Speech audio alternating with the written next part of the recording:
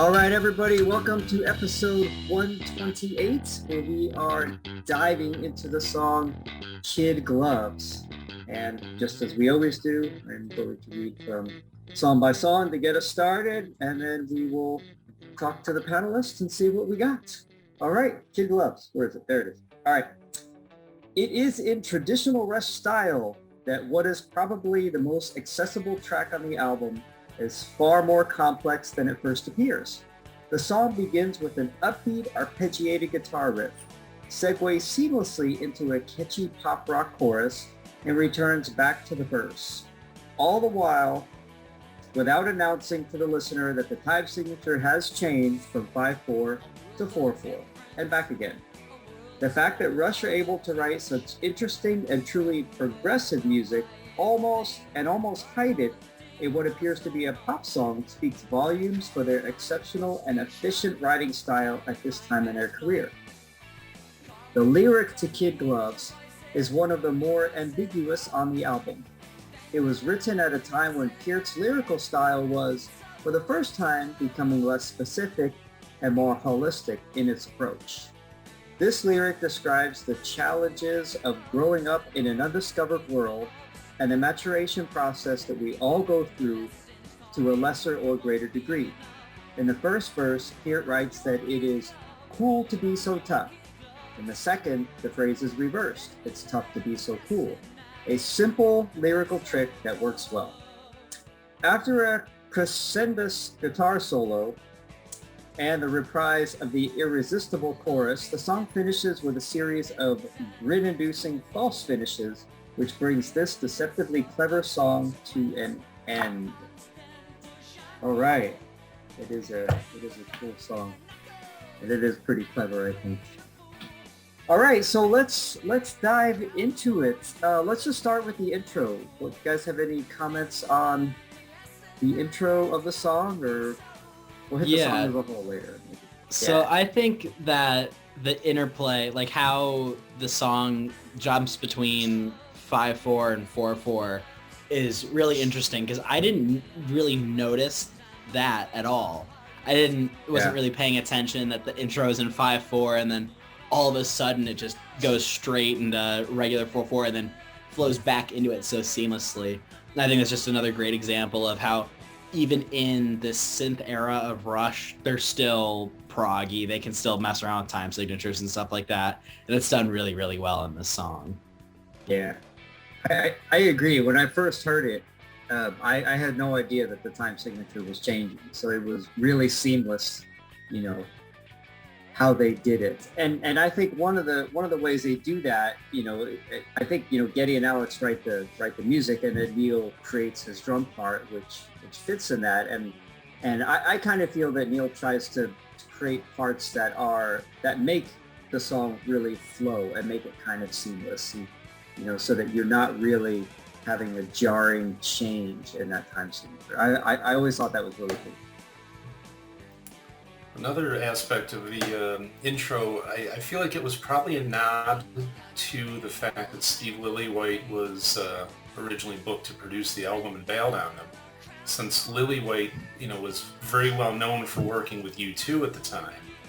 And of course The Edge, some of his parts have the delay, set so that he's basically creating 16ths while playing eighths, or in this case, the riff is quarter notes, the delay produces eighth notes, which then winds up being drawn back when the band comes in.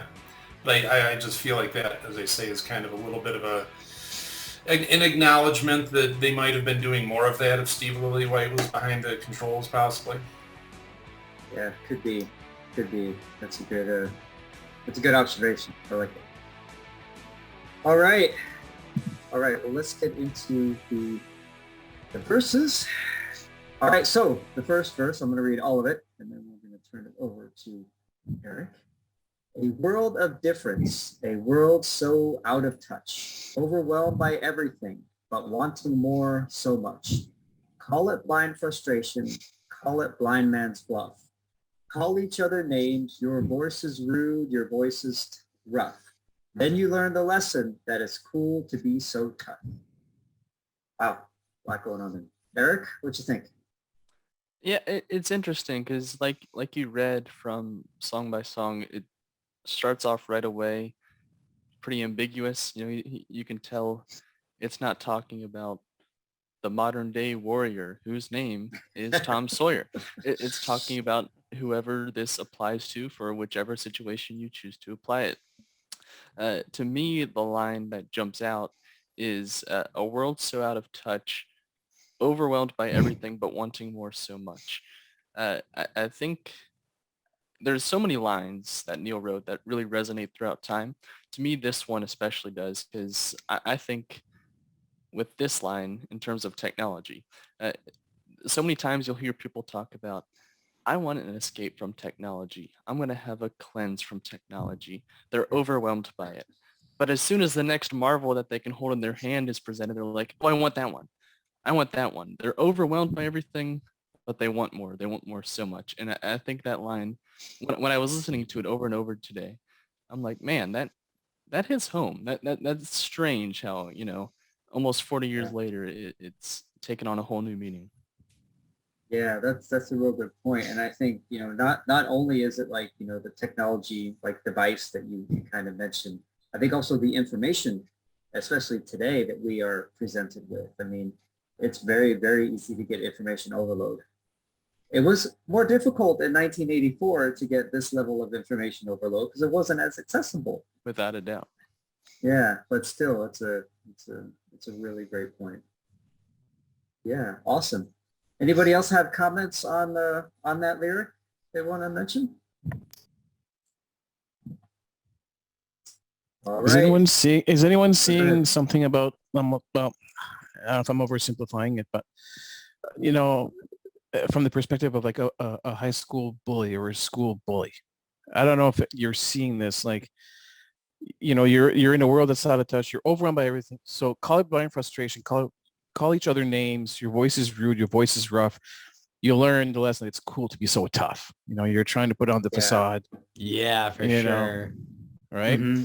I think how it kind of flips it later in the song, how it like when it eventually changes over to it's tough to be so cool, then I think it's kind of like switching perspectives back over to like, the person being bullied. And it's kind of like just one big commentary on like youth culture. That's how I see a lot of the lyrics in this song. Yeah, I kind of looked at it in a holistic approach. That's kind of like how he introduces it.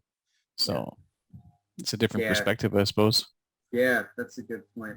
That's a good point there. And it's almost the point, like of these more ambiguous lyrics, you can take it from that holistic perspective. For sure. And I wonder sometimes if Neil, when he wrote these lyrics, he was, kind of using himself as an example from his childhood or when he was.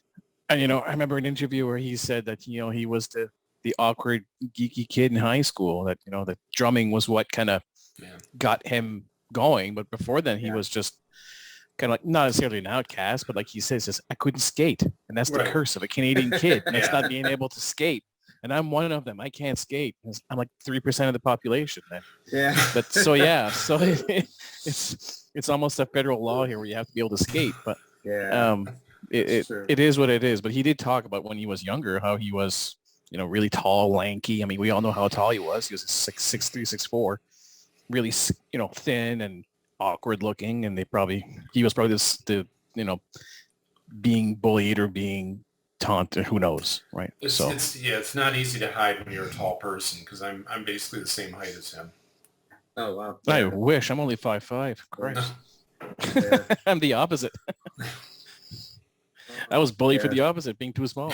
So, that's a good point too on that. Yeah, different interpretations of the lyric is always interesting, I think. All right, let's move to the chorus. Handle with kid gloves, handle with kid gloves. Then you learn the lessons taught in school won't be enough. Put on your kid gloves, put on your kid gloves. Then you learn the lesson that it's cool to be so tough. Paul, why don't you take us down this one here? Well, yeah, I mean, we kind of go to the same line that it's cool to be so tough. So, I mean, we're talking about, you learn the lesson. You learn the lessons taught in school won't be enough. There's more to life than what you learn in school. So you kind of have to learn to adapt. And some people don't know how to adapt, so they resort to maybe bringing others down or doing things that, you know. Yeah. And there's adults today that were bullies in high school, and they're probably still bullies today, and they're in their 40s, and that's all they know. They never evolved, they never adapted. I think we all know them. But that's how I looked at it. So you have to handle with kid gloves. In other words, kid gloves. I mean, I think it's with a soft touch. That's how I interpret it. It's I kind of really don't know how to interpret the chorus because it's so subject to interpretation. So I'm not sure what else anyone on the panel of supposedly experts can weigh in here. Well, you know what I mean. So I mean, I just kind of want to throw it out there too, right? Well, but if he was kind of leaving it open and ambiguous, people can draw the decisions and realizations they need to make. I mean, you figure the song, the album began with a nod to the Cold War, and you could certainly look at world diplomacy, the major back and forth between the U.S. and the Soviet Union at the time, or you could have it as simple as you're in junior high or high school, with the Grace Under Pressure album, and where do you fit into your high school? Well, I certainly was not the A crowd in high school, yet at one point, one guy who came up and asked, "Oh, when's the next album coming out?" And I was like, "You listen to it?" So yeah, I mean, anyone could have been listening and as I say, drawing their own conclusions, so to speak. Yeah, true. That's very true. Yeah, this chorus, it's funny. When I was younger, it took me forever to figure out the line. Then you learn the lessons taught in school won't be enough. As an idiotic kid, I was like, what is he talking about? I have no idea what he's talking about. Now I totally get it, right? I mean, basically being streetwise, essentially, is kind of how I interpret it, Yeah. That's pretty cool, though. All right. Let's keep it going. All right. Next verse. This is verse. Okay. Yes. A world of indifference, heads and hearts too full, careless of the consequence of constant push and pull. Angle got bare knuckles, anger play the fool. Anger wear a crown of thorns, reverse the golden rule. Then you learn the lesson that it's tough to be so cool. Alex, what do you think there? Well, on one hand, I feel like it's a continuation from what I was saying like 2 minutes ago. But also, I read something where supposedly Alex Lifeson might have made a comment that this lyrically came together based on a difficult tour for Signals. Basically, I guess just some frustrations and obviously being hit with the quick change, the quick shift of producers. The idea that they just kind of had to kind of roll with it, basically, kind of have that, be a little tough, but at the same time too, if you're writing and you're creating art, you really can't come at it from an angry and jaded point of view. I mean, there might be some bands, it's hard to imagine Dave Mustaine isn't angry when he's writing a song, for instance. I'm not slamming Megadeth here. I'm just saying that's kind of the vibe. But in this case, usually if you're making some, like what they're doing, you would figure they can't really go into it being angry. So it's sort of heads and hearts too full, constant push and pull. So they kind of have to basically sort of adapt, learn those lessons. I think it's... Sorry, you first. I was going to say, I think it's pretty documented that this was the first album without Terry Brown. Yeah. And they were struggling to find a producer. And, there's record companies going, okay, we got studio time booked here. We got to get going here, guys. Like, figure it out. Or, and there was pressure. And they're evolving. And, I think they were at a crossroads in their career. Like, which direction are we going to take? You know what I mean? Yeah, it's... the idea of parting ways with the producer has been there for so long that is a big jump into the unknown in their situation. Yeah, big time. And I kind of connect this verse again back to what I thought in the first verse about the age of technology, of information. where he says, careless of the consequence of constant push and pull, which again is kind of what we're living in. There's this constant push of pull of information of what's right, what's wrong. You should believe this, you should believe that. There's a heavy consequence to that kind of constant tug of war. But who cares? It's available, so we eat it up. So I kind of tie it back to that. Yeah. It also seems interesting that I feel like on this album there are some biblical references. Absalom in the first in Distant Early Absalom. Warning, making reference, praying to the Mother of all machines, bows its head and prays the Mother of all machines for the body electric, and here referencing anger wear a crown of thorns, reverse the golden rule. Sort of Neil seemed to have a little bit of a theme that popped up here and there. Interesting. Which I would love to know what he meant by it. And I feel like anyone other than the two guys who were in the studio with him, it's probably all speculation. Yeah, most likely so. Just another element of literature for him, perhaps. Yeah, it could be. It could be. I have not come across anything that I've read where he's gone into details about lyrics such as this. I've read some other detailed things that I found pretty interesting, but not something like this. All right, well let's keep it going. All right, the last chorus. Handle with kid gloves, handle with kid gloves. Then you learn the weapons and the ways of hard knock school. Put on your kid gloves, put on your kid gloves. Then you learn the lesson that it's tough to be so cool. Ryder, what you think there?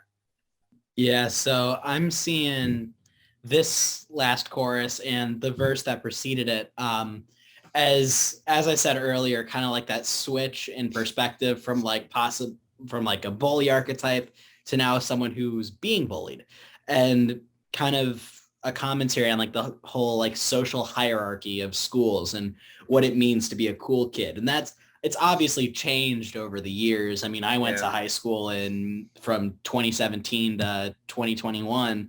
I'm sure it was very different for you guys, and just what it meant to be a cool kid. Like for some people, it could just be like, you're on the football team, or for some people it can be, having long hair and playing guitar.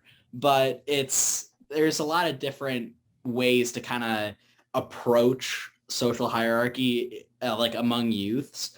And that line, just, it's tough to be so cool, that's a big part of it. You feel like you're doing all these things to like kind of advance your social status, but you're never really getting anywhere. And another observation that I made when re-listening to this song was I kind of almost can see it as, obviously not an intentional precursor, but a lot of the themes in here, I can kind of see a loose connection to the past from Presto. Because obviously you have the setting of the school and kind of what it's like to be picked on, like waiting on the world's applause. You're trying to be cool, but it's not coming back to you. And then even the biblical reference in the last verse, anger wear a crown of thorns, reverse the golden rule, parallels how towards the end of the past, it just yelps, Christ, what have you done? Kind of, it's not really anything concrete. It's just something kind of interesting that I've noticed when revisiting this song. Yeah, interesting. I've never thought of it that way. But I've never really thought of, I mean, I know they mention things about school in here, like the lessons in school are not enough, like, here, which is a direct reference to like, secondary schooling. Yeah. Right? But I've never thought of this song as like a school setting. Like I think of Subdivisions as a school setting. And I think of the past, I just never thought of this one that way. So that's pretty interesting. Yeah, I'm kind of the same way. And the more we've talked about it, the more I'm like, yeah, there is kind of that connection to Subdivisions, or to even something like Middletown Dreams, that just kind of along the same lines. Yeah. What I find interesting about this course is it says handle with kid gloves, then you learn the lesson of the weapons and the ways of hard knock school. So you can't learn what those really are, how much of a danger it could be, you could say, until you've kind of taken that step back and handled it more gently. Yeah. That's interesting. It's interesting. It reminds me something of one of my martial arts masters have said that you learn to fight so you do not have to fight. Hmm. And I never understood that for years. Again, idiot kid, right? I never understood that for years, right? Just like with some of this, and now I do. And I see the same way with this, handling with kid gloves, then you learn those weapons, just like you mentioned, Derek. It's kind of the same thing, at least to me. I think that's pretty interesting.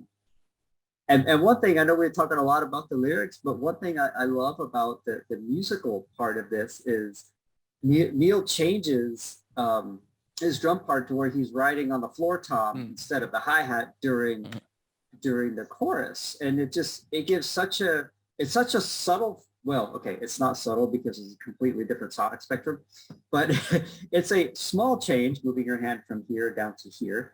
Right, but it is a huge sonic difference in that as well. I always thought that was really cool. It almost takes the emphasis away from the drums and puts it on the lyrics, because then you hear the lyrics more.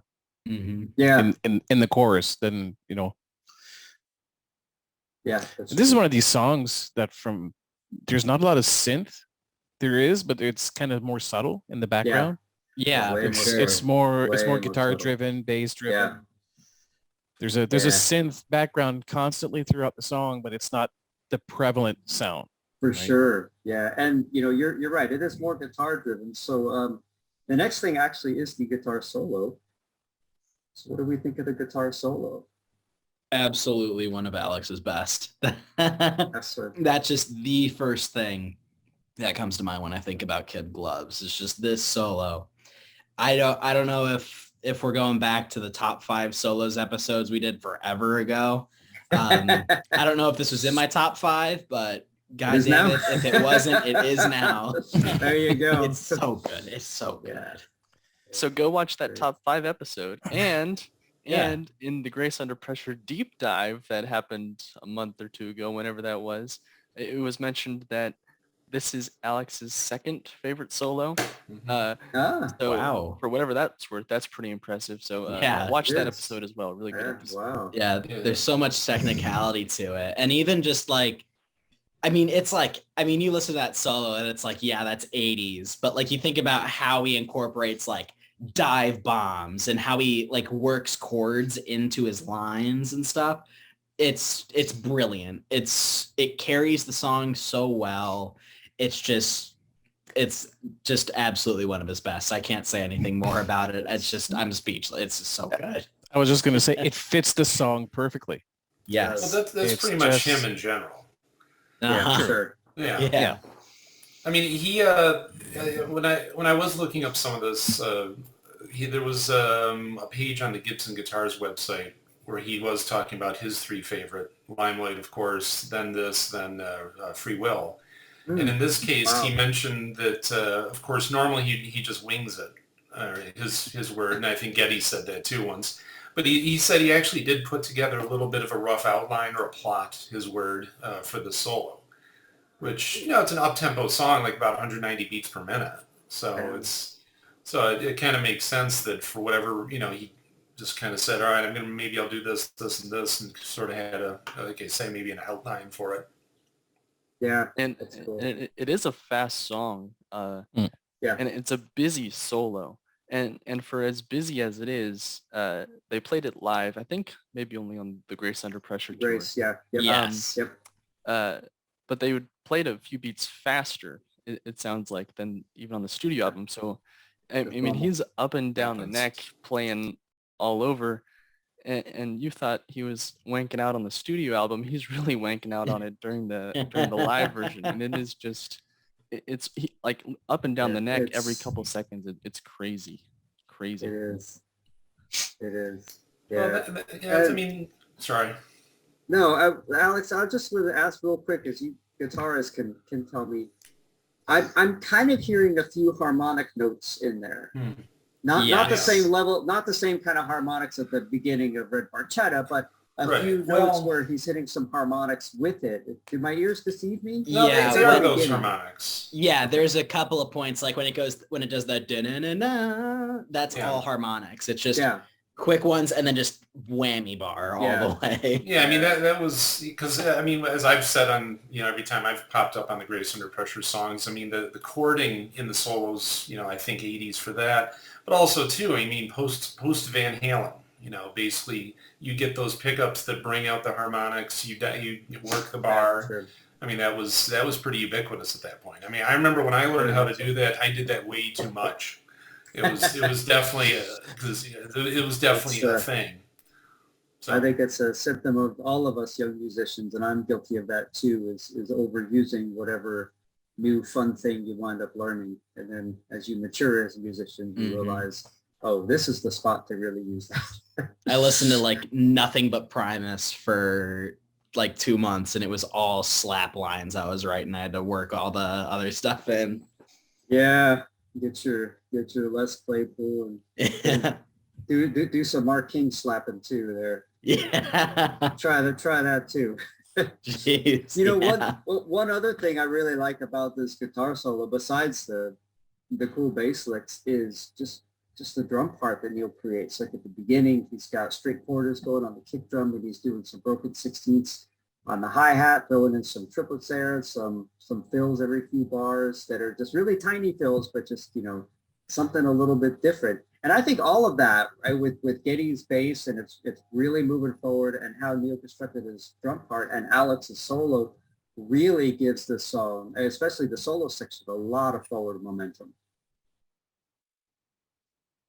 I really like sure. It drives the song, and the way it transitions out of that and just right back into that like main riff, and it's such a good transition, because there's a lot of moments in songs from this time period where like the solo is just so good, and then the transition back into the main body of the song is a little weird. Like you have all this energy build up, and then just little main riff, double chorus, end of the song. Yeah. Yeah. But it does such a great job, especially because, sure. I mean, that main riff, it's in 5/4, so there's already like an inherent level of technical proficiency to it. Right. But coming out of that solo and back into a main riff that's already complicated is like you're just kind of taking that solo moment forward. Yeah. Even though it's not a guitar solo, you're still like, wow. Of course, at that point, they did change that riff to 4/4. They dropped off a note from each measure of it. Mm-hmm. So the riff did change following the solo. But yeah, like you're saying, they obviously were really intentional about that to make sure, hey, let's put this together. Because it's kind of a pop song, rock song format. The progression, the riff, the progression, G, A, G, A, G, A. Then they bring it in, okay, let's play G, but then now let's go to the B minor and the A and the D. So, yeah, I mean, pretty straightforward chord progression, but what they did with it. And they did sort of a similar thing with Superconductor, where they're both, well, Superconductor is kind of making fun of the stereotypical pop song, but they're both a Rush pop song in the sense, it goes verse, chorus, solo. But, Superconductor, I think the verse is 7/4 maybe. Yeah, and then it's 7. And then this is 5/4, so it's like, we'll write a pop song, but with our twist. Time signatures. With our twist, exactly, yeah. Yeah, exactly. That's great, cool. Well, then after that, like, Ryder, you mentioned that transition back, they transition back to the second half of the second verse, and then they do the last chorus again before they do that song called some big feigning ending or something. I never thought of it that way. I just thought of it as the ending and how they end it. And I really like that they have like a real ending on this one instead of a fade out. Yes. I think some songs are beautiful with a fade out, and others, I think having a real ending is good. But that's my personal preference. I can imagine this song as a fade out because it's so high energy, you can't fade it out. You have to kind of like have you got to have a solid finish. It needs an ending. Yeah. And I love how they do it because it's like there's false endings. And they hold the note. And they finally then it's done. And it sounds like how they would end a song live. Like they're all just looking at each other like, Okay, strum again. Yeah. Okay, strum Very again. good. Sure. Just going over and over again. Yeah. I love that energy in this song because I really enjoy live material from Rush that changes up the ending. If it had a fade out, they add in like a really dynamic ending. And it sucks because this song never got an official live release. Fingers crossed for a Grace Under Pressure box set someday. But it's really cool that even though there's not that live ending, I'm still like, you can still kind of get that live ending. It's True. just so dynamic. Yeah. And once again, just carrying that energy throughout the whole song. Yeah, for sure. Yeah. I wonder if this is one of those songs that was on the cutting floor for like R40 or with Time Machine Tour. Like, should we bring this one back? Or like Clockwork Angels, they did a lot of the retro stuff in the 80s. Like, Yeah. it makes you wonder, right? Yeah. It would have been great to, it'd be great to hear like every Rush song that I love played live, but it's just how it is. Of course, now Ryder's got me thinking of, now we're going to have a Signals 40th anniversary. Now we're going to have a Grace Under Pressure 40th anniversary. I hope so. What live recordings might they throw in those boxes? Fingers crossed they actually do that. Very true. Yeah, I'm sure they have a lot of material to pick from. We've got to have more Grace Under Pressure live because, of course, it is the best live recording ever by Rush. Yes, but it is. I'm not looking to start a controversy. Just stating a fact. Just stating a fact. And Eric, you were there. I was there. Right? There he is. There we Right go. there. Yeah, so hey. Got the concert T-shirt and everything. See, there you go. Buddy. I was right there. What can I say? Mm-hmm. I have no Jesus. idea what happened to my concert T-shirt. His T-shirt's almost 40 years old. It's immaculate. That's awesome. It's I in don't know how great that condition. happened. I don't know. They must have frozen the T-shirt when they froze my body. I don't know. Probably. Yeah. All right. Okay. Well, let's go ahead and wrap it up. But does anybody have any final thoughts they want to mention about the song? We'll kind of go in a circle. Alex, do you have anything final you want to say about it? I think I feel like I've said everything that would come to mind, and so Cool. All right. pass it along. All right. Awesome. Paul? I've always thought this is like a bright spot in a somewhat, I don't want to say somber toning album, but it's kind of like it's an upbeat. Yeah, it's kind of, like the overall feel of the album's really kind of dark. I don't know. He went from Signals, which was so positive, then Grace kind of hit a dark side. Yeah. You're talking Yeah. about, I think so. you start off with Distant Early Warning and go to After Image, and it's all of a sudden you get this little bright pop song, I guess you want to call it. It's a nice little break from everything else, right? So Yeah, it fits is. perfectly in the order of the album. So Yeah, it does for sure. It's awesome. Eric, final thoughts? Yeah, now that you said that, it goes Kid Gloves, then Red Lenses, then Between the Wheels. So you got this bright pop song, Kid Gloves, and then the goofy Red Lenses, and then like as dark as it gets in Between the Wheels. So it's kind of setting you up for that darkness there. But yeah, great song. True. Yeah. Ryder, anything more? Yeah, I think what Paul and Eric have said about how it kind of fits in at the end as like a little shining beacon of hope. So many times people talk about Grace Under Pressure being like the most bleak and desolate Rush album, just in the material that it goes through. But I think that this song and just the way that its energy carries, how it's able to use that 5/4 timing to kind of, it carries the riff in a really unique way that kind of inherently makes it brighter because it always ends on that like higher note before looping back in. And just the guitar solo again, it's so good. So good. It is. Once again, I will say anyone who thinks that the synth era is just pure synthesizers, no Alex, no Getty bass, check out this song. Incredible guitar work from Alex, crazy ripping bass lines from Getty in the solo section and just throughout the song. So good, so driving. The one image that always comes into my head whenever I listen to this song is the scene from The Breakfast Club where they're all dancing in the library. That's my perspective of this song. That's it. Kid Gloves, killer Awesome. cut. That's awesome. All right, awesome. And I'll just say that I love this song. I love this entire album. So yeah, great stuff. All right, well, thanks guys. Excellent discussion, excellent insights, and some different perspectives that I've not heard before. Hopefully you guys watching, there was different perspectives that you had not really heard before. I think it's always great to get that. So you guys who are watching, leave in the comments what you think about this tune. And don't forget to hit the like and the subscribe buttons so you know when we're going to drop some more content out there. And with that, we will see you guys later. Take it easy.